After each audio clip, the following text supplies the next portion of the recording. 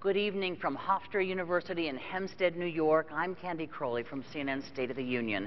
We are here for the second presidential debate at Town Hall, sponsored by the Commission on Presidential Debates.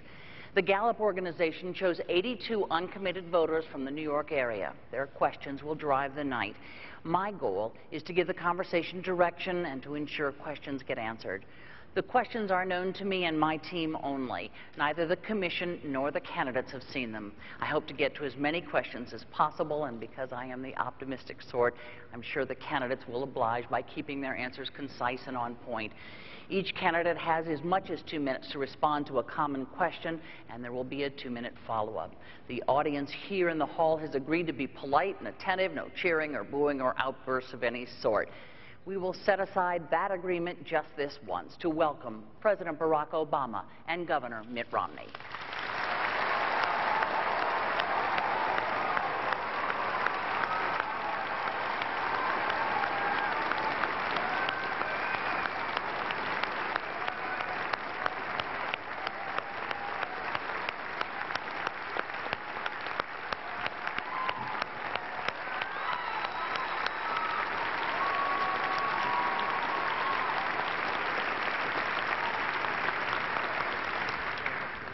Gentlemen, thank you both for joining us here tonight. We have a lot of folks who have been waiting all day to talk to you, so I want to get right to it. Governor Romney, as you know, you won the coin toss, so the first question will go to you. And I want to turn to a first-time voter, Jeremy Epstein, who has a question for you. Mr. President, Governor Romney, as a 20-year-old college student, all I hear from professors, neighbors, and others is that when I graduate, I will have little chance to get employment. What can you say to reassure me, but more importantly, my parents, that I will be able to sufficiently support myself after I graduate? Thank you, Jeremy. I appreciate your question, and thank you for being here this evening, and to all of those from Nassau County here that have come, thank you for your time. Thank you to Hofstra University and to Candy Crowley for organizing and leading this event. Thank you, Mr. President, also for being part of this debate. Your question is one that's being asked by college kids all over this country. I was in Pennsylvania with someone who just graduated. This was in Philadelphia, and she said, I've got my degree, I can't find a job. I've got 3 part-time jobs. They're just barely enough to pay for my food and pay for an apartment. I can't begin to pay back my student loans. So what we have to do is 2 things. We have to make sure that we make it easier for kids to afford college, and also make sure that when they get out of college, there's a job. When I was governor of Massachusetts, to get a high school degree, you had to pass an exam. If you graduated in the top quarter of your class, we gave you a John and Abigail Adams scholarship, 4 years tuition free to the college of your choice in Massachusetts. It's a public institution. I want to make sure we keep our Pell Grant program growing. We're also going to have our loan program so that people are able to afford school. But the key thing is to make sure you can get a job when you get out of school. And what's happened over the last 4 years has been very, very hard for America's young people. I want you to be able to get a job. I know what it takes to get this economy going. With half of college kids graduating this year without a job, and without a college-level job, that's just unacceptable. And likewise, you've got more and more debt on your back. So more debt and less jobs. I'm going to change that. I know what it takes to create good jobs again. I know what it takes to make sure that you have the kind of opportunity you deserve. And kids across this country are going to recognize we're bringing back an economy. It's not going to be like the last 4 years. The middle class has been crushed over the last 4 years, and jobs have been too scarce. I know what it takes to bring them back, and I'm going to do that and make sure when you graduate. When do you graduate? 2014. When you come out in 2014, I presume I'm going to be president. I'm going to make sure you get a job. Thanks, Jeremy. Yeah, you bet. Mr. President. Jeremy, first of all, your future is bright. And the fact that you're making an investment in higher education is critical, not just to you, but to the entire nation. Now, the most important thing we can do is to make sure that we are creating jobs in this country, but not just jobs, good-paying jobs, ones that can support a family. And what I want to do is build on the 5 million jobs that we've created over the last 30 months in the private sector alone. And there are a bunch of things that we can do to make sure your future is bright. Number 1, I want to build manufacturing jobs in this country again. You know, when Governor Romney said we should let Detroit go bankrupt, I said we're going to bet on American workers and the American auto industry, and it's come surging back. I want to do that in industries, not just in Detroit, but all across the country. And that means we change our tax code, so we're giving incentives to companies that are investing here in the United States and creating jobs here. It also means we're helping them and small businesses to export all around the world in new markets. Number two, we've got to make sure that we have the best education system in the world. And the fact that you're going to college is great, but I want everybody to get a great education. And we've worked hard to make sure that student loans are available for folks like you. But I also want to make sure that community colleges are offering slots for workers to get retrained for the jobs that are out there right now and the jobs of the future. Number three, we've got to control our own energy. You know, not only oil and natural gas, which we've been investing in, but also we've got to make sure we're building the energy sources of the future. Not just thinking about next year, but 10 years from now, 20 years from now. That's why we invest in solar and wind and biofuels, energy-efficient cars. We've got to reduce our deficit, but we've got to do it in a balanced way, asking the wealthy to pay a little bit more along with cuts so that we can invest in education like yours. And let's take the money that we've been spending on war over the last decade to rebuild America, roads, bridges, schools. We do those things, not only is your future going to be bright, but America's future is going to be bright as well. Let me ask you for a more immediate answer, beginning with Mr. Romney. Just quickly, what can you do? We're looking at a situation where 40% of the unemployed have been unemployed for 6 months or more. They don't have the 2 years that Jeremy has. What about those long-term unemployed who need a job right now? Well, what you're seeing in this country is 23 million people struggling to find a job. And a lot of them, as you say, Candy, have been out of work for a long, long, long time. The president's policies have been exercised over the last 4 years, and they haven't put Americans back to work. We have fewer people working today than we had when the president took office. If the unemployment rate was 7.8% when he took office, it's 7.8% now. But if you calculated that unemployment rate, taking back the people who dropped out of the workforce, it would be 10.7%.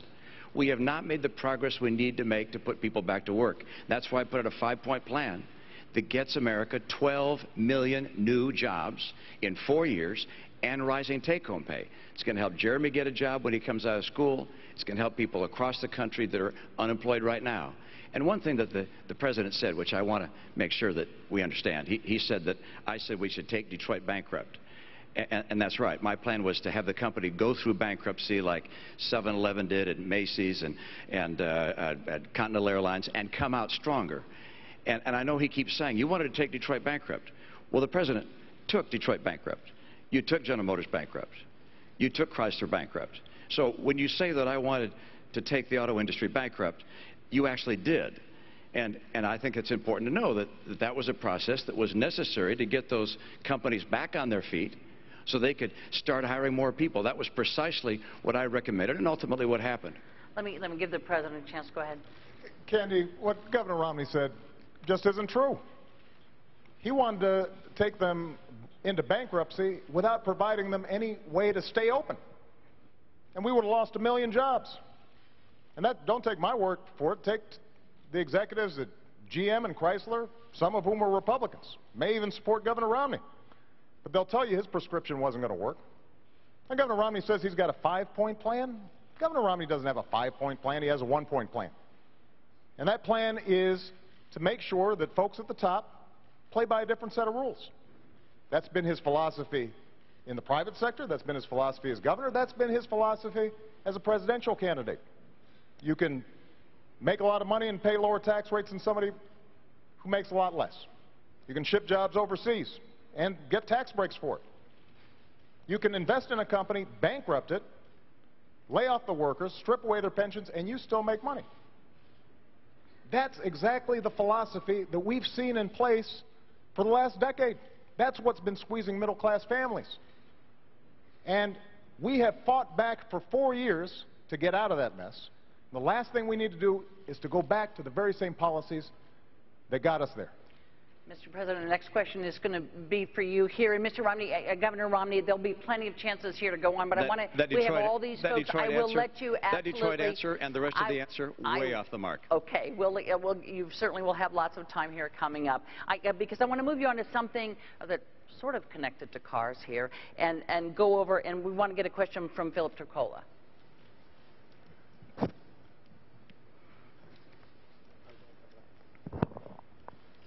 Your Energy Secretary, Stephen Chu, has now been on record 3 times stating it's not policy of his department to help lower gas prices. Do you agree with Secretary Chu that this is not the job of the Energy Department? The most important thing we can do is to make sure we control our own energy.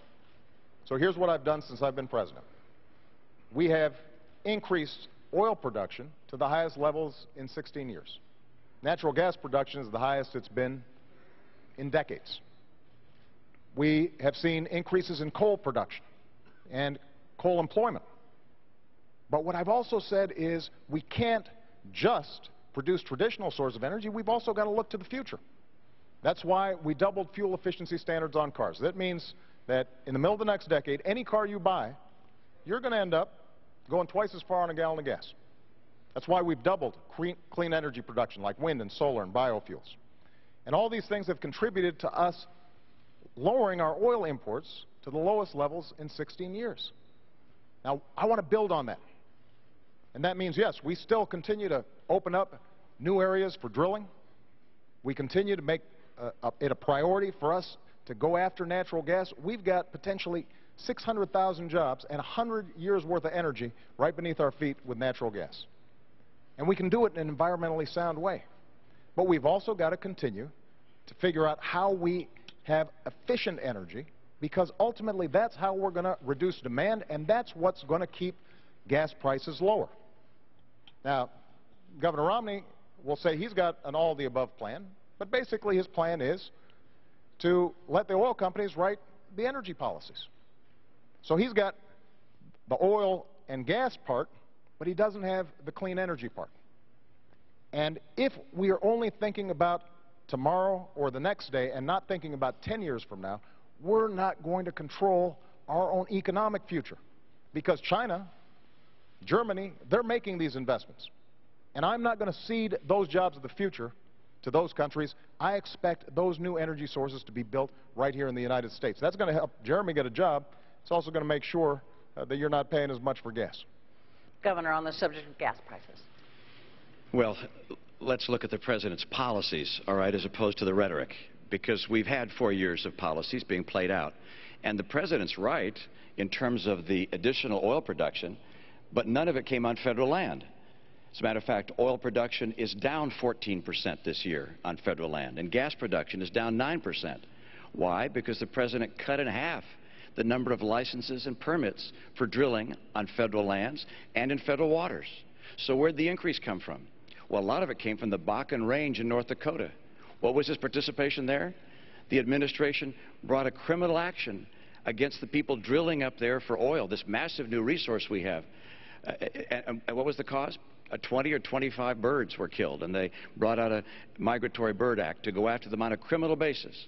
Look, I want to make sure we use our oil, our coal, our gas, our nuclear, our renewables. I believe very much in our renewable capabilities. Ethanol, wind, solar will be an important part of our energy mix. But what we don't need is to have the president keeping us from taking advantage of oil, coal, and gas. This has not been Mr. Oil or Mr. Gas or Mr. Coal. Talk to the people that are working in those industries. I was in coal country. People grab my arms and say, please, save my job. The head of the EPA said, you can't build a coal plant. It's virtually impossible given our regulations. When the president ran for office, he said, if you build a coal plant, you can go ahead, but you'll go bankrupt. That's not the right course for America.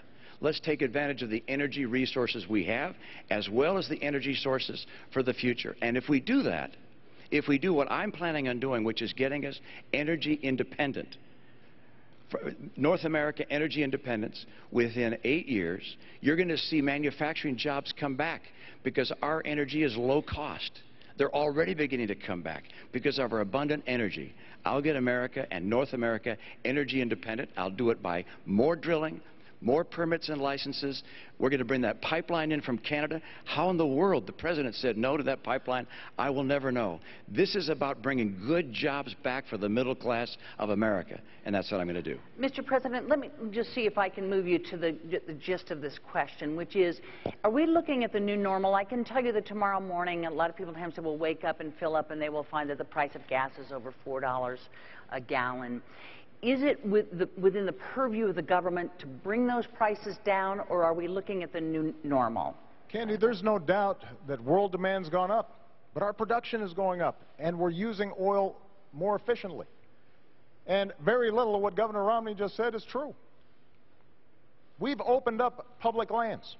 We're actually drilling more on public lands than in the previous administration. And the previous president was an oil man. And natural gas isn't just appearing magically. We're encouraging it and working with the industry. And when I hear Governor Romney say he's a big coal guy, I mean, keep in mind, when you were governor of Massachusetts, you stood in front of a coal plant and pointed at it and said, "This plant kills," and took great pride in shutting it down. And now suddenly you're a big champion of coal. So what I've tried to do is be consistent. With respect to something like coal, we made the largest investment in clean coal technology to make sure that even as we're producing more coal, we're producing it cleaner and smarter. Same thing with oil, same thing with natural gas. And the proof is our oil imports are down to the lowest levels in 20 years. Oil production is up, natural gas production is up, and most importantly, we're also starting to build cars that are more efficient. And that's creating jobs.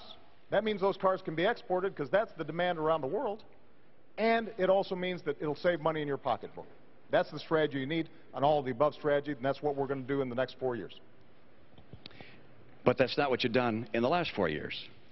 That's the problem. Sure. In the last 4 years, you cut permits and licenses on federal land and federal waters in half. Not true, Governor Romney. So how much did you cut them by? Not true. By how much did you cut them by then? Governor, we have actually produced more oil. No. How much did you cut licenses and permits on federal land and federal waters? Governor Romney, here's what we did. There were a whole bunch of oil No, companies. I had a question, and the question was, how much did you cut them by? You want me to answer How a much question? did you cut them by? I'm happy to answer the question. All right, and it is? Here's what happened. You had a whole bunch of oil companies who had leases on public lands that they weren't using. So what we said was, you can't just sit on this for 10, 20, 30 years, decide when you want to drill, when you want to produce, when it's most profitable for you. These are public lands. So if you want to drill on public lands, you use it or you lose it. Okay, now and so what we did was take away those leases, and we are now reletting them so that we can actually make a profit. And production on government lands is down. No, it isn't. Production on government land of oil is down 14%. Governor, and production on gas is down 9%. It's just not true. It's absolutely true. Look, there's no question but that the people recognize that we have not produced more oil and gas on federal lands and in federal waters. And coal production is not up. Coal jobs are not up. I was just at a coal facility where some 1,200 people lost their jobs. The right course for America is to have a true all-of-the-above policy. I don't think anyone really believes that you're a person who's going to be pushing for oil and gas and coal. You'll get your chance in a moment. I'm still speaking. Well, and the answer is, I don't believe people think that's the case, because that wasn't a question. Okay. That was a statement. I don't think the American people believe that.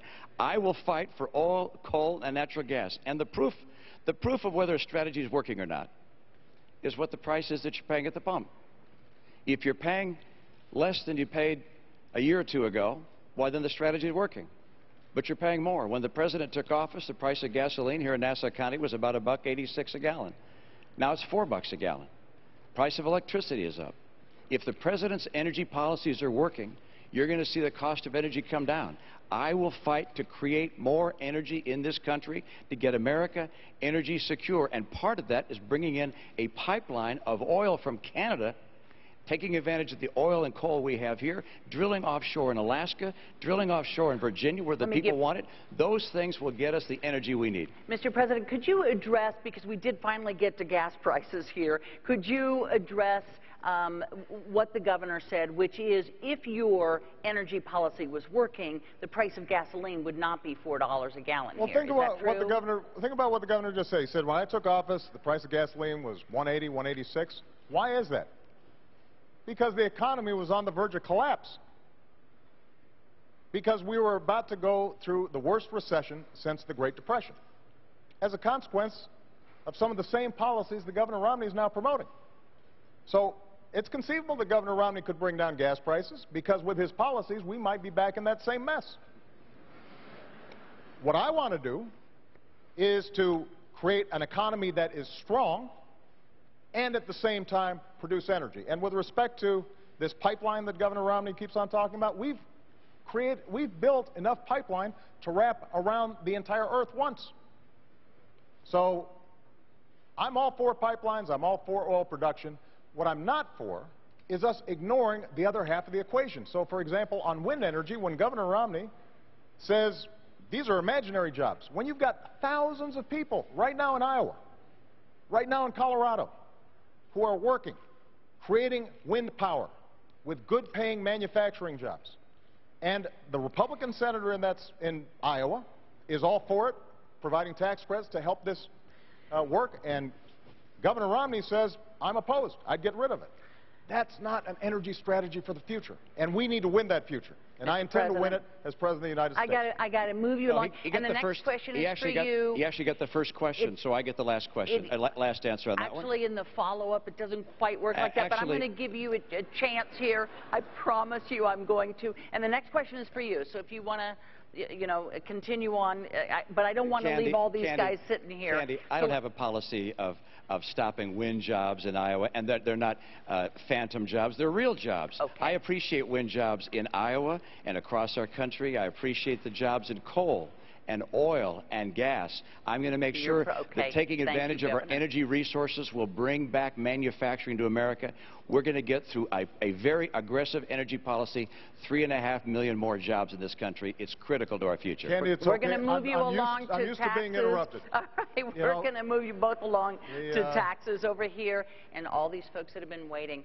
Governor, this question is for you. It comes from Mary Polano, sorry.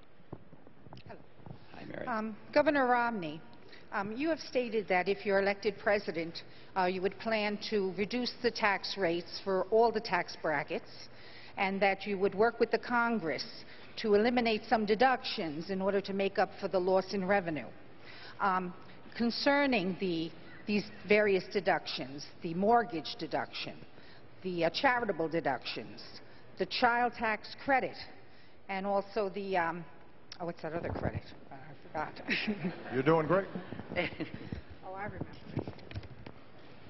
The education credits, which are important to me because I have children in college. What would be your position on those things, which are important to the middle class? Thank you very much. And let me tell you, you're absolutely right about part of that, which is I want to bring the rates down, I want to simplify the tax code, and I want to get middle-income taxpayers to have lower taxes. And the reason I want middle-income taxpayers to have lower taxes is because middle-income taxpayers have been buried over the past 4 years. You've seen, as middle-income people in this country, incomes go down $4,300 a family, even as gasoline prices have gone up $2,000. Health insurance premiums up $2,500. Food prices up. Utility prices up. The middle-income families in America have been crushed over the last 4 years. So I want to get some relief to middle-income families. That's part one. Now, how about deductions? Because I'm going to bring rates down across the board for everybody, but I'm going to limit deductions and exemptions and credits, particularly for people at the high end, because I am not going to have people at the high end pay less than they're paying now. The top 5% of taxpayers will continue to pay 60% of the income tax the nation collects. So that'll stay the same. Middle-income people are going to get a tax break. And so in terms of bringing down deductions, one way of doing that would be to say everybody gets, I'll pick a number, $25,000 of deductions and credits. And you can decide which ones to use. Your home mortgage interest deduction, charity, child tax credit, and so forth. You can use those as part of filling that bucket, if you will, of deductions. But your rate comes down, and the burden also comes down on you for one more reason, and that is every middle-income taxpayer no longer will pay any tax on interest, dividends, or capital gains. No tax on your savings. That makes life a lot easier. If you're getting interest from a bank, if you're getting a statement from a mutual fund, or any other kind of investment you have, you don't have to worry about filing taxes on that, because there'll be no taxes for anybody making $200,000 a year and less on your interest, dividends, and capital gains. Why am I lowering taxes on the middle class? Because under the last 4 years, they've been buried. And I want to help people in the middle class. And I will not, under any circumstances, reduce the share that's being paid by the highest income taxpayers. And I will not, under any circumstances, increase taxes on the middle class. The president's spending, the president's borrowing, will cause this nation to have to raise taxes on the American people, not just at the high end. A recent study has shown the people in the middle class will see $4,000 a year higher taxes as a result of the spending and borrowing of this administration. I will not let that happen. I'll get us on track to a balanced budget, and I'm going to reduce the tax burden on middle-income families. And what's that going to do? It's going to help those families, and it's going to create incentives to start growing jobs again in this country. Thanks, Governor. Thank you. My philosophy on taxes has been simple, and that is I want to give middle-class families and folks who are striving to get in the middle class some relief, because they have been hit hard over the last decade, over the last 15, over the last 20 years. So 4 years ago, I stood on a stage just like this one. Actually, it was at a town hall, and I said I would cut taxes for middle-class families, and that's what I've done, by $3,600. I said I would cut taxes for small businesses, who are the drivers and engines of growth, and we've cut them 18 times. And I want to continue those tax cuts for middle-class families and for small businesses. But what I've also said is, if we're serious about reducing the deficit, if this is genuinely a moral obligation to the next generation, then in addition to some tough spending cuts, we've also got to make sure that the wealthy do a little bit more. So what I've said is, your first $250,000 worth of income, no change. And that means 98% of American families, 97% of small businesses, they will not see a tax increase. I'm ready to sign that bill right now. The only reason it's not happening is because Governor Romney's allies in Congress have held the 98% hostage because they want tax breaks for the top 2%. But what I've also said is, for above $250,000, we can go back to the tax rates we had when Bill Clinton was president. We created 23 million new jobs. That's part of what took us from deficits to surplus. It will be good for our economy, and it will be good for job creation. Now, Governor Romney has a different philosophy. He was on 60 Minutes just 2 weeks ago, and he was asked, is it fair for somebody like you making $20 million a year to pay a lower tax rate than a nurse or a bus driver, somebody making $50,000 a year? And he said, yes, I think that's fair. Not only that, he said, I think that's what grows the economy. Well, I fundamentally disagree with that. I think what grows the economy is when you get that tax credit that we put in place for your kids going to college. I think that grows the economy. I think what grows the economy is when we make sure small businesses are getting a tax credit for hiring veterans who fought for our country. That grows our economy. So we just have a different theory. And when Governor Romney stands here after a year of campaigning, when during a Republican primary he stood on stage and said, I'm going to give tax cuts. He didn't say tax rate cuts. He said tax cuts to everybody, including the top 1%. You should believe him, because that's been his history. And that's exactly the kind of top-down economics that is not going to work if we want a strong middle class and an economy that's thriving for everybody. Governor Romney, I'm sure you've got a reply there. You're absolutely right. You heard what I said about my tax plan. The top 5% will continue to pay 60% as they do today. I'm not looking to cut taxes for wealthy people. I am looking to cut taxes for middle-income people. And why do I want to bring rates down and at the same time lower exemptions and deductions, particularly for people at the high end? Because if you bring rates down, it makes it easier for small business to keep more of their capital and hire people. And for me, this is about jobs. I want to get America's economy going again. 54% of America's workers work in businesses that are taxed as individuals. So when you bring those rates down, those small businesses are able to keep more money and hire more people. For me, I look at what's happened in the last 4 years and say, this has been a disappointment. We can do better than this. We don't have to settle for how many months? 43 months with unemployment above 8%. 23 million Americans struggling to find a good job right now. There are 3.5 million more women living in poverty today than when the president took office. We don't have to live like this. We can get this economy going again. My 5-point plan does it. energy independence for North America in 5 years, opening up more trade, particularly in Latin America, cracking down on China when they cheat, getting us to a balanced budget, fixing our training programs for our workers, and finally championing small business. I want to help small businesses grow and thrive. I know how to make that happen. I spent my life in the private sector. I know why jobs come and why they go, and they're going now because of the policies of this administration. Governor, let me ask the President something about what you just said. The Governor says that he is not going to allow the top 5%, I believe is what he said, to have a tax cut, that it will all even out, that what he wants to do is give that tax cut to the middle class. Settled? No, it's not settled. Look, the cost of lowering rates for everybody across the board, 20%, along with what he also wants to do in terms of eliminating the estate tax, along with what he wants to do in terms of corporate changes in the tax code, it costs about $5 trillion. Governor Romney then also wants to spend $2 trillion on additional military programs, even though the military is not asking for them. That's $7 trillion. He also wants to continue the Bush tax cuts for the wealthiest Americans. That's another $1 trillion. That's $8 trillion. Now, what he says is he's going to make sure that this doesn't add to the deficit, and he's going to cut middle-class taxes. But when he's asked, how are you going to do it, which deductions, which loopholes are you going to close, he can't tell you. The fact that he only has to pay 14% on his taxes when a lot of you are paying much higher, you know, he's already taken that off the board. Capital gains are going to continue to be at a low rate, so we're not going to get money that way.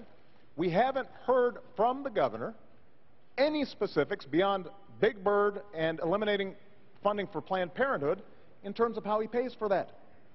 Now, Governor Romney was a very successful investor. If somebody came to you, Governor, with a plan that said, here, I want to spend $7 or $8 trillion, and we're going to pay for it, but we can't tell you until maybe after the election how we're going to do it, you wouldn't have taken such a sketchy deal. And neither should you, the American people, because the math doesn't add up. And what's at stake here is one of two things. Either, Candy, this blows up the deficit, because keep in mind, this is just to pay for the additional spending that he's talking about. $7, $8 trillion, that's before we even get to the deficit we already have. Or alternatively, it's got to be paid for not only by closing deductions for wealthy individuals, that'll pay for about 4% reduction in tax rates. You're going to be paying for it. You'll lose some deductions. And you can't buy this sales pitch. Nobody who's looked at it that's serious actually believes it adds up. Mr. President, let me get the governor in on this. And Governor, before we get into a vast array of who says what study says what, if it shouldn't add up, if somehow when you get in there isn't enough tax revenue coming in, if somehow the numbers don't add up, would you be willing to look again at a 20%? Well, of course they add up. I was someone who ran businesses for 25 years and balanced the budget. I ran the Olympics and balanced the budget. I ran the state of Massachusetts as a governor, to the extent any governor does, and balanced the budget all 4 years. When we're talking about math that doesn't add up, how about $4 trillion of deficits over the last 4 years? $5 trillion. That's math that doesn't add up. We have a president talking about someone's plan in a way that's completely foreign to what my real plan is. And then we have his own record, which is we have 4 consecutive years where he said when he was running for office he would cut the deficit in half. Instead, he's doubled it. We've gone from $10 trillion of national debt to $16 trillion of national debt. If the president were reelected, we go to almost $20 trillion of national debt. This puts us on a road to Greece. I know what it takes to balance budgets. I've done it my entire life. So, for instance, when he says, yours is a $5 trillion cut, Well, no, it's not, because I'm offsetting some of the reductions, withholding down some of the deductions. Governor, I need to have you both hang up. I understand the stakes here. I understand both of you, but I will get run out of town if I don't allow all of you. Mr. President, I just described to you precisely how I do it, with a single number that people can put, and they can put their deductions and credits into that bucket. Mr. President, we're keeping track, I promise you. And Mr. President, the next question is for you, so stay standing. And it's Catherine Fenton who has a question for you. In what new ways do you intend to rectify the inequalities in the workplace, specifically regarding females making only 72% of what their male counterparts earn? Well, Catherine, this is a great question. And, you know, I was raised by a single mom who had to put herself through school while looking after 2 kids. And she worked hard every day and made a lot of sacrifices to make sure we got everything we need. My grandmother, she started off as a secretary in a bank. She never got a college education, even though she was smart as a whip. And she worked her way up to become a vice president of a local bank, but she hit the glass ceiling.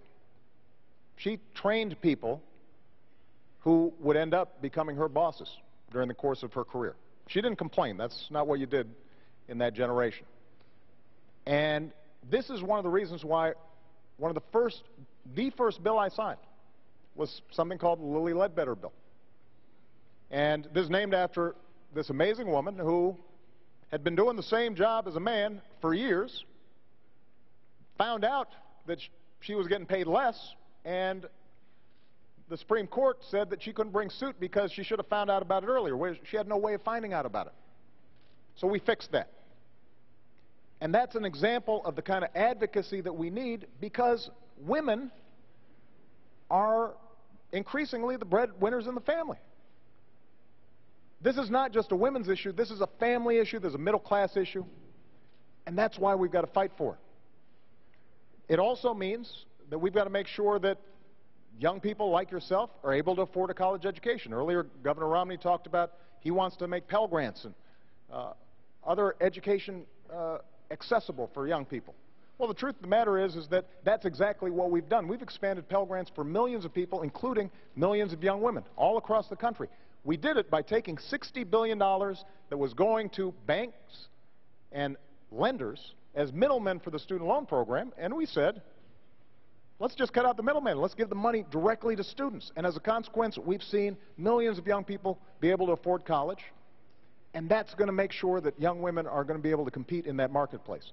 But we've got to enforce the laws, which is what we are doing, and we've also got to make sure that in every walk of life, we do not tolerate discrimination. That's been one of the hallmarks of my administration. I'm going to continue to push on this issue for the next 4 years. Governor Romney, pay equity for women.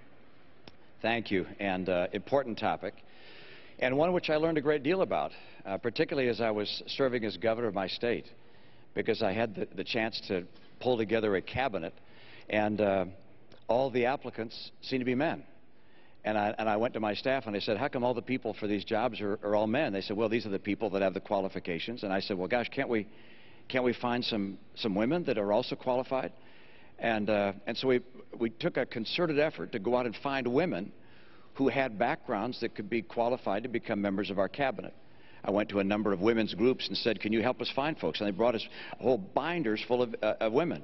I was proud of the fact that after I staffed my cabinet and my senior staff, that the University of New York in Albany did a survey of all 50 states and concluded that mine had more women in senior leadership positions than any other state in America. Now, one of the reasons I was able to get so many good women to be part of that team was because of our recruiting effort, but number two, because I recognized that if you're going to have women in the workforce, that sometimes they need to be more flexible.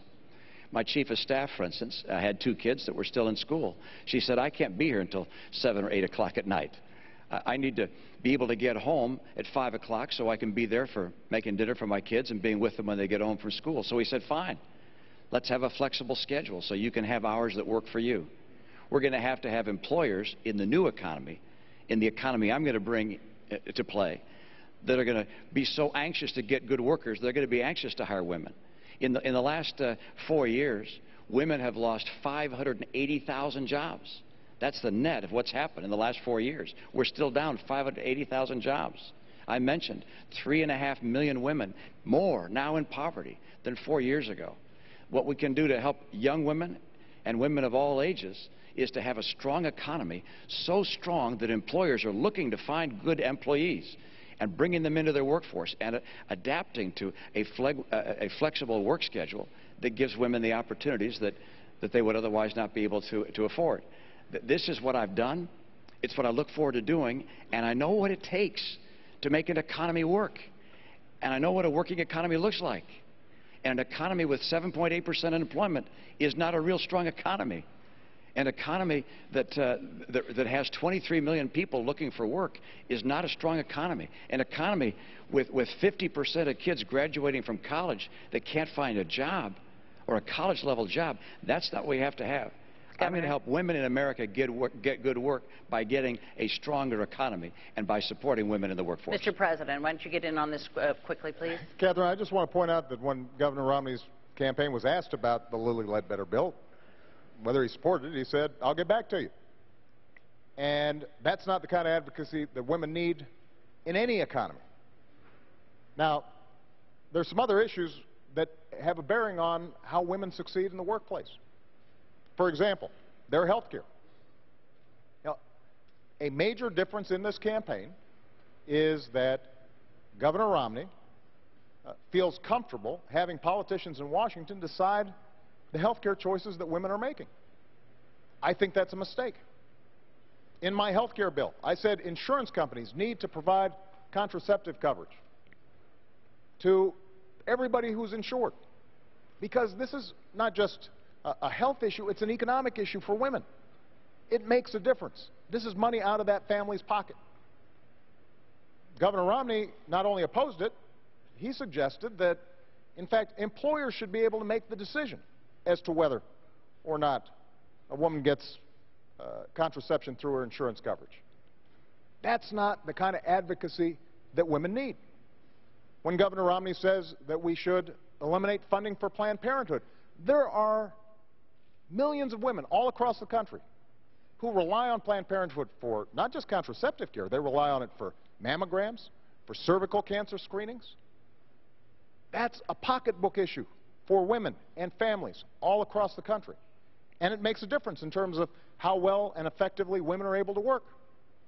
When we talk about child care and the credits that we're providing, that makes a difference in terms of whether they can go out there and earn a living for their family. These are not just women's issues. These are family issues. These are economic issues. And one of the things that makes us grow as an economy is when everybody participates and women are getting the same fair deal as men are. And I've got two daughters, and I want to make sure that they have the same opportunities that anybody's sons have. And that's part of what I'm fighting for as President of the United States. I want to move us along here to Susan Katz, who has a question, and Governor, it's for you. Governor Romney, I am an undecided voter because I'm disappointed with the lack of progress I've seen in the last 4 years. However, I do attribute much of America's economic and international problems to the failings and missteps of the Bush administration. Since both you and President Bush are Republicans, I fear a return to the policies of those years should you win this election. What is the biggest difference between you and George W. Bush, and how do you differentiate yourself from George W. Bush? Great. Thank you, and I appreciate that question. I just want to make sure that, I think I was supposed to get that last answer, but I want to point out that I don't believe... I don't think so, Candy. I don't believe... I want to make sure our timekeepers are working here. The timekeepers are all working, and let me tell you that the last part, it's for the two of you to talk to one another, and it isn't quite as ordered as you think. But go ahead and use this 2 minutes any way you'd like to. The question is on the floor. I just note that I don't believe that bureaucrats in Washington should tell someone whether they can use contraceptives or not. And I don't believe employers should tell someone whether they could have contraceptive care or not. Every woman in America should have access to contraceptives. And the President's statement of my policy is completely and totally wrong. Governor, let me that's come not back and answer your question. President Bush and I are different people, and these are different times. And that's why my 5-point plan is so different than what he would have done. I mean, for instance, we can now, by virtue of new technology, actually get all the energy we need in North America without having to go to the Arabs or the Venezuelans or anyone else. That wasn't true in his time. That's why my policy starts with a very robust policy to get all that energy in North America and become energy secure. Number 2, trade. I'll crack down on China. President Bush didn't. I'm also going to dramatically expand trade in Latin America. It's been growing about 12% per year over a long period of time. I want to add more free trade agreements so we have more trade. Number 3, I'm going to get us to a balanced budget. President Bush didn't. President Obama was right. He said that that was outrageous to have deficits as high as $500 billion under the Bush years. He was right. But then he put in place deficits twice that size for every one of his 4 years. And his forecast for the next 4 years is more deficits, almost that large. So that's the next area I'm different than President Bush. And then let's take the last one, championing small business. Our party has been focused on big business too long. I came through small business. I understand how hard it is to start a small business. That's why everything I'll do is designed to help small businesses grow and add jobs. I want to keep their taxes down on small business. I want regulators to see their job as encouraging small enterprise, not crushing it. And the thing I find most troubling about Obamacare, well, it's a long list, but one of the things I find most troubling is that when you go out and talk to small businesses and ask them what they think about it, they tell you it keeps them from hiring more people. My priority is jobs. I know how to make that happen. And President Bush had a very different path for a very different time. My path is designed in getting small businesses to grow and hire people. Thanks, Governor. Mr. President. Well, first of all, I think it's important to tell you that we did come in during some tough times. We were losing 800,000 jobs a month when I started. But we have been digging our way out of policies that were misplaced and focused on the top doing very well and middle-class folks not doing well. Now, we've seen 31 consecutive months of job growth, 5.2 million new jobs created. And the plans that I talked about will create even more. But when Governor Romney says that he has a very different economic plan, the centerpiece of his economic plan are tax cuts. That's what took us from surplus to deficit. When he talks about getting tough on China, keep in mind that Governor Romney invested in companies that were pioneers of outsourcing to China and is currently investing in countries, in companies that are building surveillance equipment for China to spy on its own folks. Governor, you're the last person who's going to get tough on China. And what we've done when it comes to trade is not only sign 3 trade deals to open up new markets, but we've also set up a task force for trade that goes after anybody who is taking advantage of American workers or businesses and not creating a level playing field. We've brought twice as many cases against unfair trading practices than the previous administration, and we've won every single one that's been decided. When I said that we had to make sure that China was not flooding our domestic market with cheap tires, Governor Romney said I was being protectionist, that it wouldn't be helpful to American workers. Well, in fact, we saved 1,000 jobs. And that's the kind of tough trade actions that are required. But the last point I want to make is this.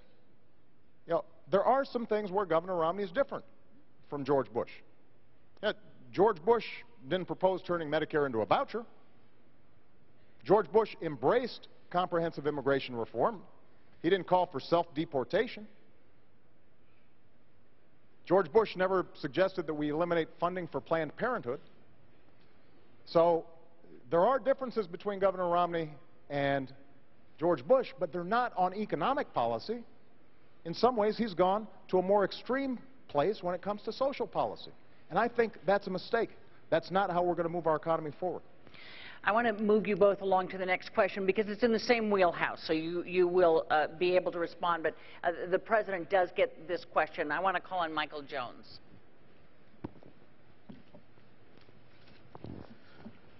Mr. President, I voted for you in 2008. What have you done or accomplished to earn my vote in 2012? I'm not that optimistic as I was in 2012. Most things I need for everyday living are very expensive. Well, we've gone through a tough 4 years. There's no doubt about it. But 4 years ago, I told the American people, and I told you, I would cut taxes for middle-class families. And I did. I told you I'd cut taxes for small businesses, and I have. I said that I'd end the war in Iraq, and I did. I said we'd refocus attention on those who actually attacked us on 9/11. And we have gone after al-Qaeda's leadership like never before, and Osama bin Laden is dead. I said that we would put in place health care reform to make sure that insurance companies can't jerk you around, and if you don't have health insurance, that you'd have a chance to get affordable insurance. And I have. I committed that I would rein in the excesses of Wall Street, and we passed the toughest Wall Street reforms since the 1930s. We've created 5 million jobs, gone from 800,000 jobs a month being lost, and we are making progress. We saved an auto industry that was on the brink of collapse. Now, does that mean you're not struggling? Absolutely not. A lot of us are. And that's why the plan that I put forward for manufacturing and education and reducing our deficit in a sensible way, using the savings from ending wars to rebuild America and putting people back to work, making sure that we are controlling our own energy, but not just the energy of today, but also the energy of the future. All those things will make a difference. So the point is, the commitments I've made, I've kept. And those that I haven't been able to keep, it's not for lack of trying, and we're going to get it done in a second term. But you should pay attention to this campaign because Governor Romney has made some commitments as well. And I suspect he'll keep those too. You know, when members of the Republican Congress say we're going to sign a no-tax pledge so that we don't ask a dime from millionaires and billionaires to reduce our deficit so we can still invest in education and helping kids go to college, he said, me too. When they said, we're going to cut Planned Parenthood funding, he said, me too.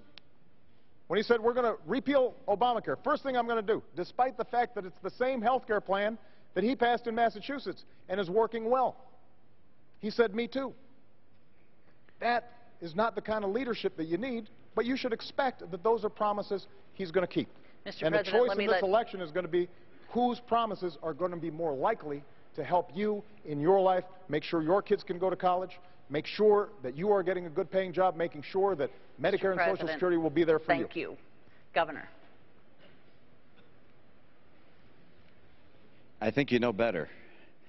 I think you know that these last 4 years haven't been so good as the President just described, and that you don't feel like you're confident that the next 4 years are going to be much better either. I can tell you that if you were to elect President Obama, you know what you're going to get. You're going to get a repeat of the last 4 years. We just can't afford 4 more years like the last 4 years. He said that by now we'd have unemployment at 5.4%. The difference between where it is and 5.4% is 9 million Americans without work. I wasn't the one that said 5.4%. This was the President's plan. Didn't get there. He said he would have by now put forward a plan to reform Medicare and Social Security because he pointed out they're on the road to bankruptcy. He would reform them. He'd get that done. He hasn't even made a proposal on either one. He said in his first year he'd put out an immigration plan that would deal with our immigration challenges. Didn't even file it. This is a president who has not been able to do what he said he'd do. He said that he'd cut in half the deficit. He hasn't done that either. In fact, he doubled it.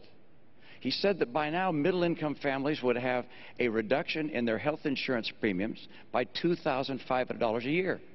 It's gone up by $2,500 a year. And if Obamacare is passed or implemented, it's already been passed, if it's implemented fully, it'll be another $2,500 on top. The middle class is getting crushed under the policies of a president who has not understood what it takes to get the economy working again. He keeps saying, look, I've created 5 million jobs.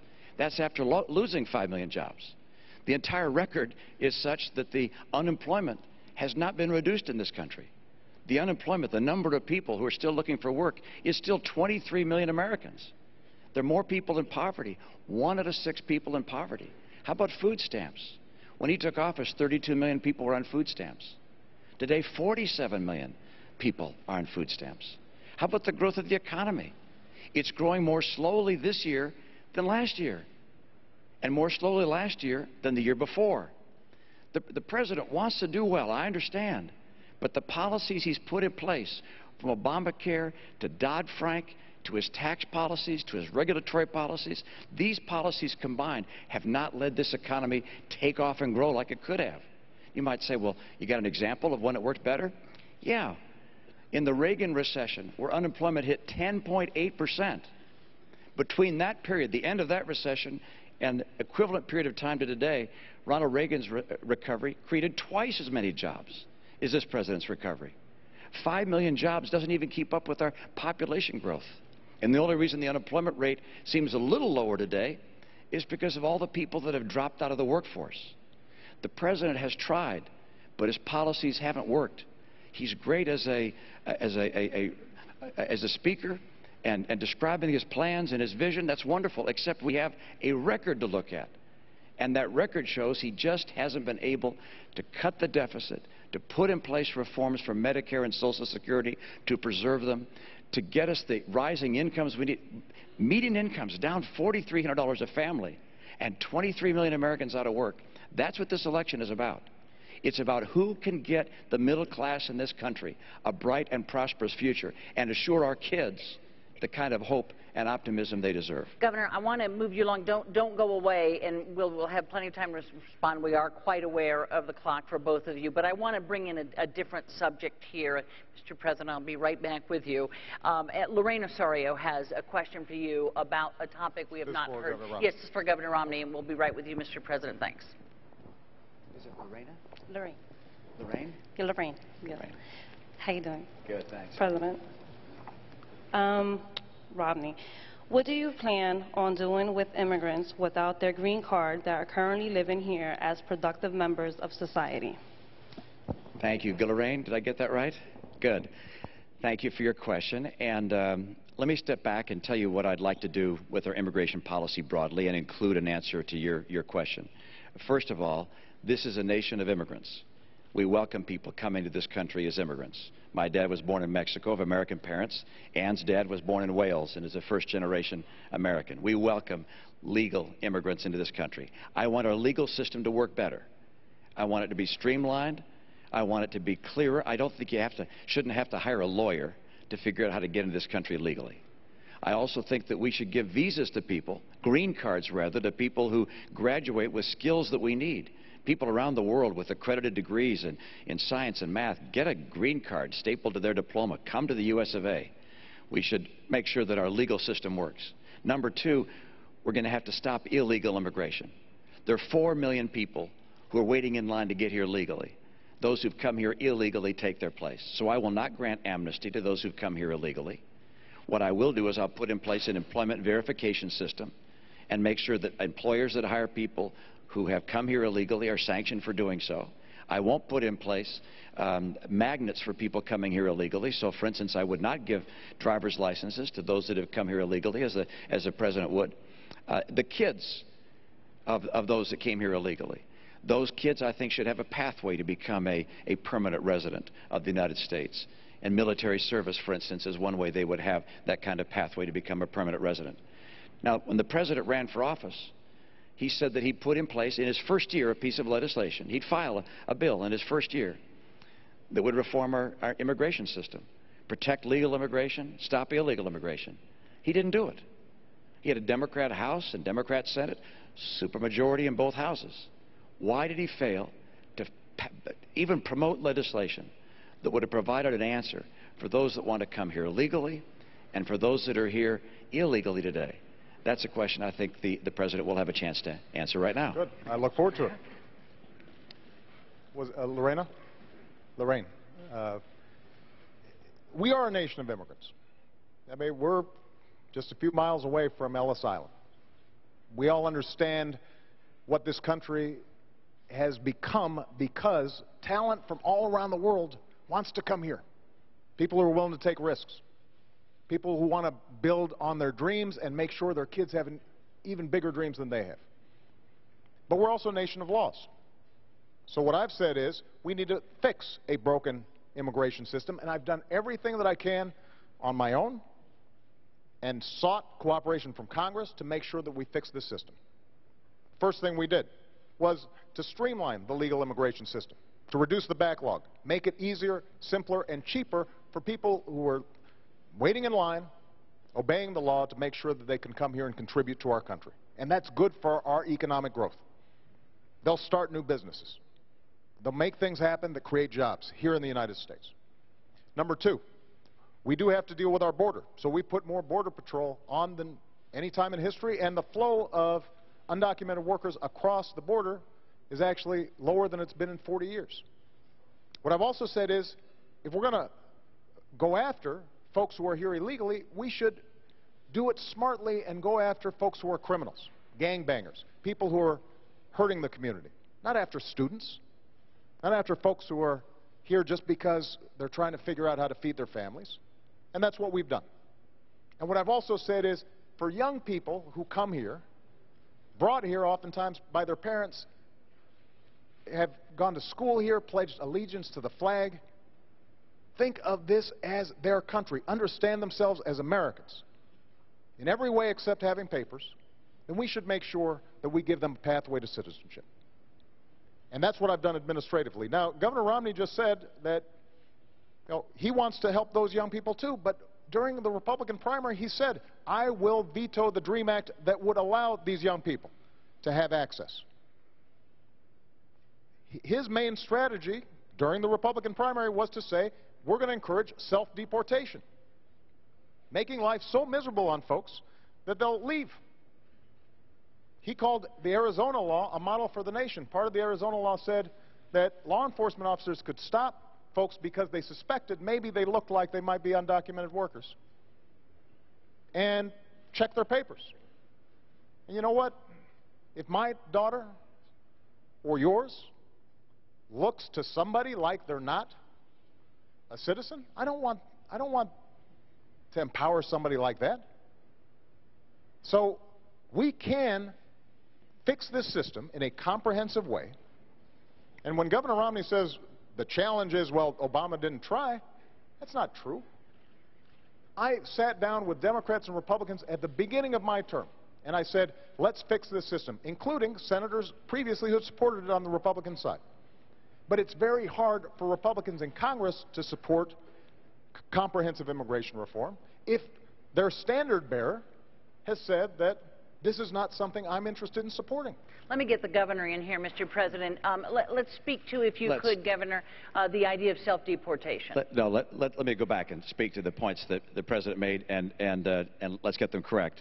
I did not say that the Arizona law was a model for the nation in that aspect. I said that the E-Verify portion of the Arizona law, which is the portion of the law which says that employers could be able to determine whether someone is here illegally or not illegally, that was a model for the nation. That's number one. Number two, I asked the President a question I think Hispanics and immigrants all over the nation have asked. He was asked this on Univision the other day. Why, when you said you'd file legislation in your first year, didn't you do it? And he didn't answer. He doesn't answer that question. He said the standard bearer wasn't for it. I'm glad you thought I was a standard bearer 4 years ago, but I wasn't. 4 years ago, you said in your first year you would file legislation. In his first year, I was licking my wounds from having been beaten by John McCain. All right, I was not the standard bearer. My view is that this president should have honored his promise to do as he said. Now, let me mention one other thing, and that is self-deportation says let people make their own choice. What I was saying is we're not going to round up 12 million people, undocumented, illegals, and take them out of the nation. Instead, let people make their own choice. And if they find that they can't get the benefits here that they want, and they can't find the job they want, then they'll make a decision to go a place where they have better opportunities. But I'm not in favor of rounding up people and taking them out of this country. I am in favor, as the President has said, and I agree with him, which is that if people have committed crimes, we've got to get them out of this country. Let me mention something else the President said. It was a moment ago, and I didn't get a chance to, when he was describing Chinese investments and so forth. Candy, hold on a second. Mr. President, I'm still speaking. I'm sorry. Mr. President, why don't you let me finish? I'm going to continue. I'm going to continue. Governor Romney, if you can make it short. See all these people? They've been waiting for you. Could you Just make going to it make short? a point. Any investments I have over the last 8 years have been managed by a blind trust. And I understand they do include investments outside the United States, including in Chinese companies. Mr. President, have you looked at your pension? Have you looked at your pension? I've got to say. Mr. President, have you looked at your pension? You know, I don't look at my pension. It's not as big as yours, so it doesn't take as long. Let me give you some. Let me give you some advice. I don't check it that often. Let me give you some advice. Look at your pension. You also have investments in Chinese companies. You also have investments outside the United States. You also have investments through a Cayman's trust. And we're sort of way off topic Mr. here, President, Governor Romney. We're a little off topic. Completely off the immigration. I thought we were talking about immigration. And we were. I came back to what you spoke about. I do want to make sure. If I could have you sit down, Governor Romney, thank you. I do want to make sure that we just understand something. Governor Romney says he wasn't referring to Arizona as a model for the nation. His top advisor on immigration is the guy who designed the Arizona law, the entirety of it, not E-Verify, the whole thing. That's his policy, and it's a bad policy, and it won't help us grow. Look, when we think about immigration, we have to understand there are folks all around the world who still see America as the land of promise. And they provide us energy, and they provide us innovation, and they start companies like Intel and Google, and we want to encourage that. Now, we've got to make sure that we do it in a smart way, in a comprehensive way, and we make the legal system better. But when we make this into a divisive political issue, and when we don't have bipartisan support, I can deliver, Governor, a whole bunch of Democrats to get comprehensive immigration reform done, and I'll get it done. First year. We have not seen Mr. Republicans President, let me move you on serious here, about please. this issue at all. Mr. And President, it's time for them to get serious on it. This don't used to go be a away, bipartisan though. issue. Right. Don't go away, because I'm here. I want you to talk to Carrie Lotka, who wants to switch a topic for us. Okay. Hi, Karen. Good evening, Mr. President. I'm sorry, what's your name? It's Kerry Latka. Great to see you. This question actually comes from a brain trust of my friends at Global Telecom Supply in Mineola yesterday. We were sitting around talking about Libya, and we were reading and became aware of reports that the State Department refused extra security for our embassy in Benghazi, Libya, prior to the attacks that killed 4 Americans. Who was it that denied enhanced security, and why? Well, let me first of all talk about our diplomats, because they serve all around the world and do an incredible job in a very dangerous situation. And these aren't just representatives of the United States, they're my representatives. I send them there, oftentimes into harm's way. I know these folks, and I know their families. So nobody's more concerned about their safety and security than I am. So as soon as we found out that the Benghazi consulate was being overrun, I was on the phone with my national security team, and I gave them 3 instructions. Number 1, beef up our security and procedures, not just in Libya, but in every embassy and consulate in the region. Number 2, investigate exactly what happened, regardless of where the facts lead us, to make sure that folks are held accountable and it doesn't happen again. And number 3, we are going to find out who did this, and we're going to hunt them down. Because one of the things that I've said throughout my presidency is, when folks mess with Americans, we go after them. Now, Governor Romney had a very different response. While we were still dealing with our diplomats being threatened, Governor Romney put out a press release trying to make political points. And that's not how a commander-in-chief operates. You don't turn national security into a political issue. Certainly not right when it's happening.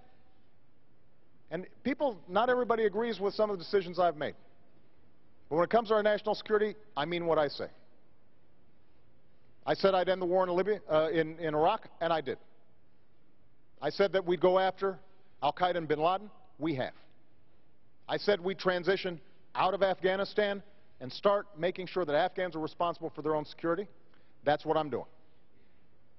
And when it comes to this issue, when I say that we are going to find out exactly what happened, everybody will be held accountable, and I am ultimately responsible for what's taking place there, because these are my folks, and I'm the one who has to greet those coffins when they come home. You know that I mean what I say. Mr. President, I've got to move us along. Governor? Thank you, Carrie, for your question. It's an important one. And I think the President just said correctly that the buck does stop at his desk, and he takes responsibility for the failure in providing those security resources, and those terrible things may well happen from time to time. I feel very deeply sympathetic for the families of those who lost loved ones. And today there's a memorial service for one of those that was lost in this tragedy. We think of their families and care for them deeply. There were other issues associated with this tragedy. There were many days that passed before we knew whether this was a spontaneous demonstration or actually whether it was a terrorist attack. And there was no demonstration involved. It was a terrorist attack. And it took a long time for that to be told to the American people. Whether there was some misleading or instead whether we just didn't know what happened, I think you have to ask yourself, why didn't we know 5 days later when the ambassador to the United Nations went on TV to say that this was a demonstration? How could we have not known? But I find more troubling than this, that on the day following the assassination of a United States ambassador, the first time that's happened since 1979, when we have 4 Americans killed there, when apparently we didn't know what happened, that the President, the day after that happened, flies to Las Vegas for a political fundraiser, then the next day to Colorado for another event, another political event. I think these actions taken by a president and a leader have symbolic significance, and perhaps even a material significance, in that you'd hope that during that time we could call in the people who were actually eyewitnesses. We've read their accounts now about what happened. It was very clear this was not a demonstration. This was an attack by terrorists.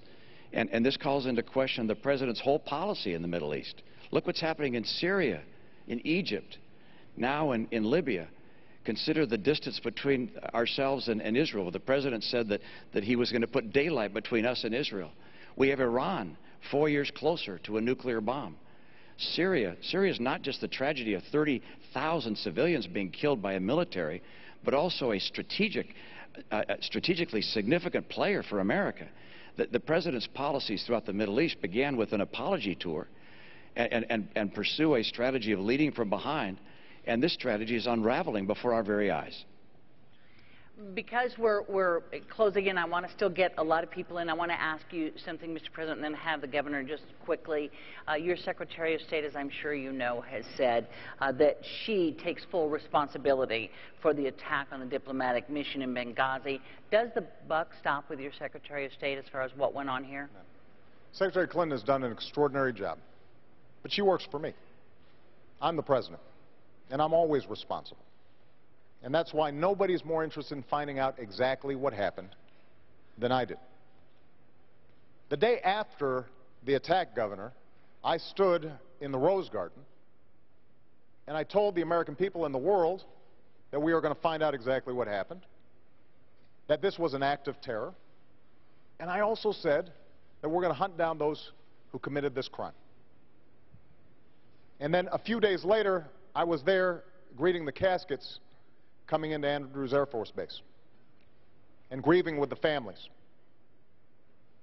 And the suggestion that anybody in my team, whether the Secretary of State, our UN ambassador, anybody on my team would play politics or mislead when we've lost 4 of our own, Governor, is offensive. That's not what we do. That's not what I do as President. That's not what I do as Commander-in-Chief. Governor, if you want to reply just quickly to this, please. I certainly do. I think it's interesting the President just said something which is that on the day after the attack, he went to the Rose Garden and said that this was an act of terror. That's what I said. You said in the Rose Garden, the day after the attack, it was an act of terror. It was not a spontaneous demonstration. Is that what you're saying? Please proceed, Governor. I want to make sure we get that for the record, because it took the President 14 days before he called the attack in Benghazi. an act of terror. Get the transcript. He did, in fact, sir. So let me call it an act of terror. Can you say that a little louder, Candy? He did call it an act of terror. It did as well take 2 weeks or so for the whole idea of there being a riot out there about this tape to come out. You're correct about that. The administration indicated that this was a reaction to a video and was a spontaneous reaction. They did. It took them a long time to say this was a terrorist act by a terrorist group. And to suggest, am I incorrect in that regard? On Sunday, your secretary, the ambassador of the United Nations went on the Sunday television shows and spoke about how this was a spontaneous reaction. I'm happy to have a longer conversation about foreign policy. Absolutely, but I want to move you on, and also people can go to the transcripts I just want to make sure that all these wonderful folks are going to have a chance to get some of their questions answered. Because what I want to do, Mr. President, stand there for a second, because I want to introduce you to Nina Gonzalez, who brought up a question that we hear a lot, both over the internet and from this crowd. President Obama, during the Democratic National Convention in 2008, you stated you wanted to keep AK-47s out of the hands of criminals. What has your administration done or plan to do to limit the availability of assault weapons? We're a nation that believes in the Second Amendment, and I believe in the Second Amendment. We've got a long tradition of hunting and sportsmen and people who want to make sure they can protect themselves. But there have been too many instances during the course of my presidency where I've had to comfort families who've lost somebody, most recently out in Aurora. Just a couple of weeks ago, actually probably about a month, I saw a mother who I had met at the bedside of her son who had been shot in that theater. And her son had been shot through the head. And we spent some time and we said a prayer. And remarkably, about 2 months later, this young man and his mom showed up, and he looked unbelievable, good as new. But there were a lot of families who didn't have that good fortune, and whose sons or daughters or husbands didn't survive. So my belief is that, A, we have to enforce the laws we've already got, make sure that we're keeping guns out of the hands of criminals, those who are mentally ill. We've done a much better job in terms of background checks, but we've got more to do when it comes to enforcement. But I also share your belief that weapons that were designed for soldiers in war theaters don't belong on our streets. And so what I'm trying to do is to get a broader conversation about how do we reduce the violence generally. Part of it is seeing if we can get an assault weapons ban reintroduced, but part of it is also looking at other sources of the violence. Because frankly, in my hometown of Chicago, there's an awful lot of violence, and they're not using AK-47s, they're using cheap handguns. And so what can we do to intervene to make sure that young people have opportunity, that our schools are working, that if there's violence on the streets, that working with faith groups and law enforcement, we can catch it before it gets out of control. And so what I want is a comprehensive strategy. Part of it is seeing if we can get automatic weapons that kill folks in amazing numbers out of the hands of criminals and the mentally ill. But part of it is also going deeper and seeing if we can get into these communities and making sure we catch violent impulses before they occur. Governor Romney, the question is about assault weapons, AK-47s. Yeah, I'm not in favor of new pieces of legislation on guns and taking guns away or making certain guns illegal. We, of course, don't want to have automatic weapons, and that's already illegal in this country to have automatic weapons. What I believe is we have to do, as the President mentioned towards the end of his remarks there, which is to make enormous efforts to enforce the gun laws that we have and to change the culture of violence we have. And you ask, how are we going to do that? And there are a number of things. He mentioned good schools. I totally agree. We were able to drive our schools to be #1 in the nation in my state. And I believe if we do a better job in education, we'll give people the hope and opportunity they deserve, and perhaps less violence from that. But let me mention another thing, and that is parents. We need moms and dads helping raise kids. Wherever possible, the benefit of having two parents in the home, and that's not always possible. A lot of great single moms, single dads. But gosh, to tell our kids that before they have babies, they ought to think about getting married to someone, that's a great idea. Because if there's a two-parent family, the prospect of living in poverty goes down dramatically. The opportunities that the child will be able to achieve increase dramatically. So we can make changes in the way our culture works to help bring people away from violence and give them opportunity and bring them in the American system. The greatest failure we've had with regards to gun violence in some respects is what is known as Fast and Furious, which was a program under this administration, and how it worked exactly, I think we don't know precisely, but where thousands of automatic and AK-47 type weapons were given to people that ultimately gave them to drug lords. They used those weapons against their own citizens and killed Americans with them. And this was a program of the government. For what purpose it was put in place, I can't imagine.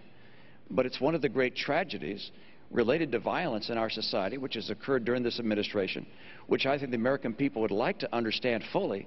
It's been investigated to a degree, but the administration has carried out executive privilege to prevent all the information from coming out. I'd like to understand who it was that did this, what the idea was behind it, why it led to the violence. Thousands of guns going to Mexican drug lords. Governor, if I could, the question was about these assault weapons that once were banned and are no longer banned. I know that you signed an assault weapons ban when you were in Massachusetts. Obviously, with this question, you no longer do support that. Why is that, given the kind of violence that we see sometimes with these mass killings? Why is that you've changed your mind? Well, Candy, actually, in my state, the pro-gun folks and the anti-gun folks came together and put together a piece of legislation. And it's referred to as an assault weapon ban, but it had, at the signing of the bill, both the pro-gun and the anti-gun people came together because it provided opportunities for both that both wanted. There were hunting opportunities, for instance, that hadn't previously been available and so forth. So it was a mutually agreed upon piece of legislation. That's what we need more of, Candy. What we have right now in Washington is a place that's gridlocked. So if you could get people to agree to it, you'd be for it. We haven't had the leadership in Washington to work on a bipartisan basis. I was able to do that in my state and bring these two together. Quickly, Mr. President. First of all, I think Governor Romney was for an assault weapons ban before he was against it. And he said that the reason he changed his mind was in part because he was seeking the endorsement of the National Rifle Association. So that's on the record. But I think that one area we agree on is the importance of parents and the importance of schools. Because I do believe that if our young people have opportunity, then they're less likely to engage in these kinds of violent acts. We're not going to eliminate everybody who is mentally disturbed, and we've got to make sure that they don't get weapons, but we can make a difference in terms of ensuring that every young person in America, regardless of where they come from, what they look like, have a chance to succeed. And Candy, we haven't had a chance to talk about education much, but I think it is very important to understand that the reforms we've put in place, working with 46 governors around the country, are seeing schools that are some of the ones that are the toughest for kids starting to succeed. We're starting to see gains in math and science. When it comes to community colleges, we are setting up programs, including with Nassau Community College, to retrain workers, including young people who may have dropped out of school but now are getting another chance, training them for the jobs that exist right now. And in fact, employers are looking for skilled workers. And so we're matching them up, giving them access to higher education. As I said, we have made sure that millions of young people are able to get an education that they weren't able to get before. Now, Mr. President, I have to move you along here. You said you wanted to hear these questions, and we need to do it here. Just one second, because this is important. This is part of the choice in this election. And when Governor Romney was asked whether hiring more teachers was important to growing our economy, Governor Romney said that doesn't grow our economy. The When he question, was of course, asked, is, Mr. President, was class size- guns here, so I need to move us I along. You know, the understand. question was guns, so let me But this will make a bring in difference another. in terms of whether or not we can move this economy forward for these young people. I understand. And reduce our violence. Okay, thank you so much. I want to ask Carol Goldberg to stand up because she gets to a question that both these men have been passionate about. It's for Governor Romney. The outsourcing of American jobs overseas has taken a toll on our economy. What plans do you have to put back and keep jobs here in the United States? Boy, great question, an important question, because you're absolutely right. And the place where we've seen manufacturing go has been China. China is now the largest manufacturer in the world. It used to be the United States of America. A lot of good people have lost jobs. 500,000 manufacturing jobs have been lost in the last 4 years. That's total over the last 4 years. One of the reasons for that is that people think it's more attractive in some cases to go offshore than to stay here. We have made it less attractive for enterprises to stay here than to go offshore from time to time. What I will do as president is make sure it's more attractive to come to America again. This is the way we're going to create jobs in this country. It's not by trickle-down government, saying we're going to take more money from people and hire more government workers, raise more taxes, put in place more regulations. Trickle-down government has never worked here, has never worked anywhere. I want to make America the most attractive place in the world for entrepreneurs, for small business, for big business, to invest and grow in America. Now, we're going to have to make sure that as we trade with other nations, that they play by the rules, and China hasn't. One of the reasons, or one of the ways they don't play by the rules, is artificially holding down the value of their currency. Because if they put their currency down low, that means their prices on their goods are low. And that makes them advantageous in the marketplace. We lose sales, and manufacturers here in the U.S. making the same products can't compete. China has been a currency manipulator for years and years and years. And the president has a regular opportunity to label them as a currency manipulator, but refuses to do so. On day one, I will label China a currency manipulator, which will allow me as president to be able to put in place, if necessary, tariffs where I believe that they are taking unfair advantage of our manufacturers. So we're going to make sure that people we trade with around the world play by the rules. But let me not just stop there. Don't forget, what's key to bringing back jobs here is not just finding someone else to punish. And I'm going to be strict with people who we trade with to make sure they follow the law and play by the rules. But it's also to make America the most attractive place in the world for businesses of all kinds. That's why I want to bring down the tax rates on small employers, big employers, so they want to be here. Canada's tax rate on companies is now 15%. Ours is 35%. So if you're starting a business, where would you rather start it?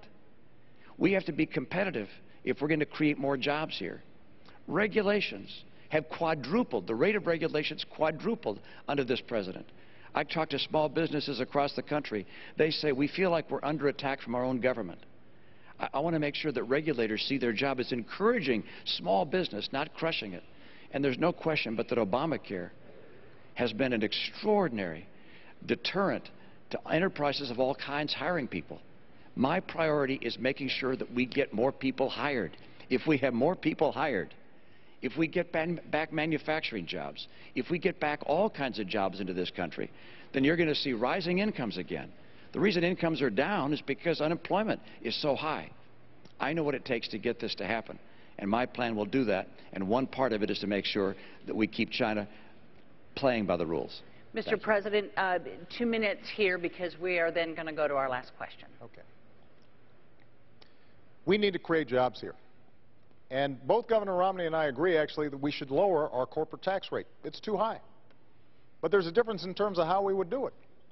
I want to close loopholes that allow companies to deduct expenses when they move to China, that allow them to profit offshore and not have to get taxed, so they have tax advantages offshore.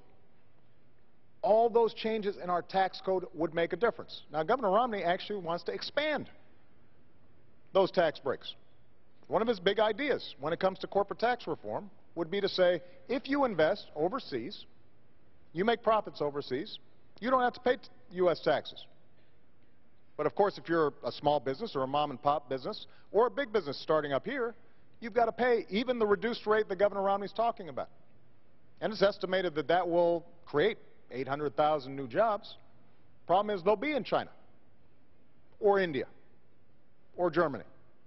That's not the way we're going to create jobs here. The way we're going to create jobs here is not just to change our tax code, but also to double our exports. And we are on pace to double our exports. One of the commitments I made when I was president, that's creating tens of thousands of jobs all across the country. That's why we've kept on pushing trade deals, but trade deals that make sure that American workers and American businesses are getting a good deal. Now, Governor Romney talked about China, as I already indicated. In the private sector, Governor Romney's company invested in what were called pioneers of outsourcing. That's not my phrase. That's what reporters called it. And as far as currency manipulation, the currency's actually gone up 11% since I've been president because we have pushed them hard. And we've put unprecedented trade pressure on China. That's why exports have significantly increased under my presidency. That's going to help to create jobs here. Mr. President, we have a really short time for a quick discussion here. iPad, the Macs, the iPhones, they are all manufactured in China. One of the major reasons is labor is so much cheaper here. How do you convince a great American company to bring that manufacturing back here? The answer is very straightforward. We can compete with anyone in the world as long as the playing field is level. China's been cheating over the years. One, by holding down the value of their currency. Number two, by stealing our intellectual property, our designs, our patents, our technology. There's even an Apple store in China that's a counterfeit Apple store, selling counterfeit goods. They hack into our computers. We will have to have people play on a fair basis. That's number one. Number two, we have to make America the most attractive place for entrepreneurs, for people who want to expand a business. That's what brings jobs in. The president's characterization of my tax plan is completely false. Let me tell you. Let me go to the president here because we really are running out of time. And the question is, can we ever get, we can't get wages like that. It can't be sustained here. Candy, there's some jobs that are not going to come back because they're low-wage, low-skilled jobs. I want high-wage, high-skilled jobs. That's why we have to emphasize manufacturing. That's why we have to invest in advanced manufacturing. That's why we've got to make sure that we've got the best science and research in the world. And when we talk about deficits, if we're adding to our deficit for tax cuts for folks who don't need them, and we're cutting investments in research and science that will create the next Apple, create the next new innovation that will sell products around the world, we will lose that race. If we're not training engineers to make sure that they are equipped here in this country, then companies won't come here. Those investments are what's going to help to make sure that we continue to lead this world economy, not just next year, but 10 years from now, 50 years from now, 100 years from now. Thanks, Mr. President. Government does not Romney, create jobs. Government does not Governor create Romney, jobs. I want to introduce you to Barry Green because he's going to have the last question to you first. Barry? Oh, there's Barry. Hi, Barry. Hi, Governor. I think this is a tough question. Each of you, what do you believe is the biggest misperception that the American people have about you as a man and a candidate? Using specific examples, can you take this opportunity to debunk that misperception and set us straight? Thank you. And that's an opportunity for me, and I appreciate it. In the nature of a campaign, it seems that some campaigns are focused on attacking a person rather than prescribing their own future and the things they'd like to do. In the course of that, I think the president's campaign has tried to characterize me as someone who's very different than who I am. I care about 100% of the American people. I want 100% of the American people to have a bright and prosperous future. I care about our kids. I understand what it takes to make a bright and prosperous future for America again. I spent my life in the private sector, not in government. I'm a guy who wants to help, with the experience I have, the American people. My passion probably flows from the fact that I believe in God, and I believe we're all children of the same God. I believe we have a responsibility to care for one another. I served as a missionary for my church. I served as a pastor in my congregation for about 10 years. I've sat across the table from people who were out of work and worked with them to try and find new work or to help them through tough times. I went to the Olympics when they were in trouble to try and get them on track. And as governor of my state, I was able to get 100% of my people insured, all my kids, about 98% of the adults. Was able also to get our schools ranked #1 in the nation, so 100% of our kids that have a bright opportunity for a future. I understand that I can get this country on track again. We don't have to settle for what we're going through. We don't have to settle for gasoline at $4. We don't have to settle for unemployment at a chronically high level. We don't have to settle for 47 million people on food stamps. We don't have to settle for 50% of kids coming out of college not able to get work. We don't have to settle for 23 million people struggling to find a good job. If I become president, I'll get America working again. I will get us on track to a balanced budget. The president hasn't. I will. I'll make sure we can reform Medicare and Social Security to preserve them for coming generations. The president said he would. He didn't. Governor. I'll get our incomes up. And by the way, I've done these things. I served as governor and showed I could get them done. Mr. President, last 2 minutes belong to you. Barry, I think a lot of this campaign, maybe over the last 4 years, has been devoted to this notion that I think government creates jobs, that somehow is the answer. That's not what I believe. I believe that the free enterprise system is the greatest engine of prosperity the world's ever known. I believe in self-reliance and individual initiative and risk takers being rewarded. But I also believe that everybody should have a fair shot. And everybody should do their fair share. And everybody should play by the same rules. Because that's how our economy has grown. That's how we built the world's greatest middle class.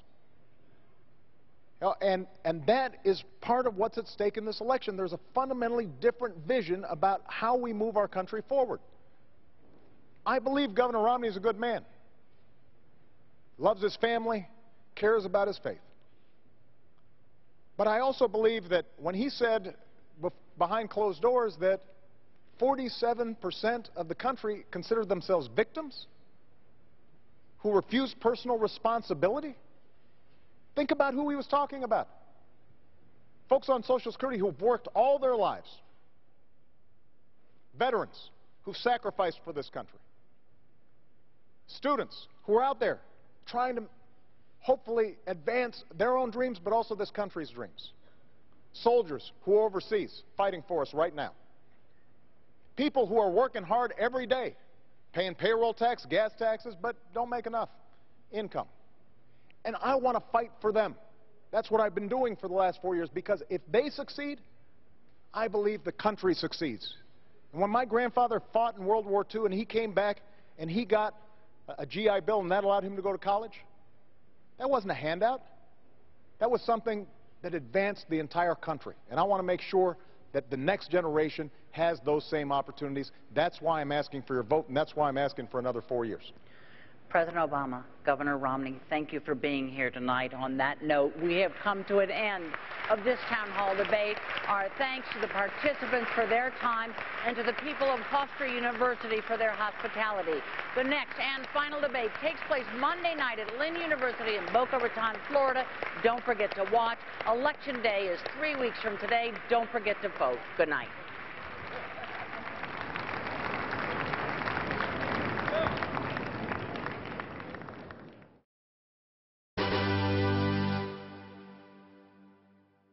This has been a Sunfish production.